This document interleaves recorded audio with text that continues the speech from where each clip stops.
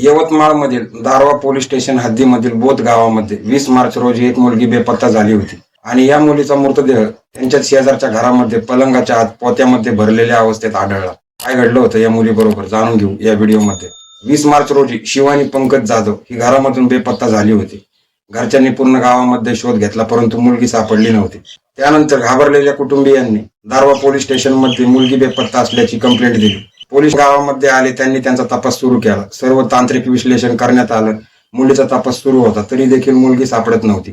त्यानंतर पोलिसांनी एक निर्णय घेतला. पोलिसांनी बेपत्ता मुलीचा संपूर्ण गावामध्ये शोध घेण्याचा निर्णय घेतला. पोलिसांनी गावामधील प्रत्येक घर झाडाझडती करण्याचा निर्णय घेतला. पोलीस प्रत्येक घरामधली झाडाझडती करत असताना पोलिसांना बेपत्ता मुलीच्या शेजारच्या घरातील जाधव कुटुंबियांवरती संशय आला. जाधव कुटुंबियांच्या हालचाली संशयास्पद वाटत होत्या. त्यानंतर त्यांच्या घराची झडती घेण्यात आली.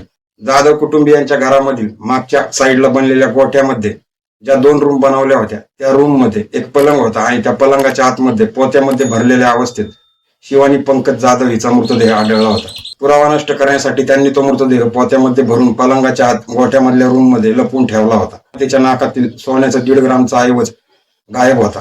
या दृष्टीने देखील पोलीस तपास करत होते. या प्रकरणामध्ये दारवा पोलिसांनी कैलास जाधव, रंजना जाधव, सोनी जाधव, माला जाधव या चौघांविरोधात भारतीय न्याय संहितेच्या अंतर्गत सर्व गुन्हे दाखल केलेले आहेत.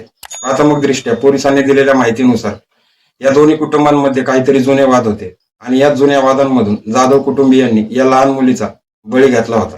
जाधव कुटुंबियांनी घेतलेल्या या निर्णयामुळे संपूर्ण गावामध्ये संतापाची लाट उसळलेली आहे. गावकऱ्यांचं म्हणणं आहे की दोन्ही कुटुंबांमध्ये जरी वाद होते तरी या लहान मुलीचा काय दोष होता. सर्व घटनेमुळे यवतमाळमध्ये संतापाची लाट उसळलेली आहे. तर तुम्हाला काय वाटतं मित्रांनो, या लहान मुलीबरोबर जे घडलं आणि त्या समोरच्या व्यक्तींवरती कोणता कायदा आणि कोणती शिक्षा करावी?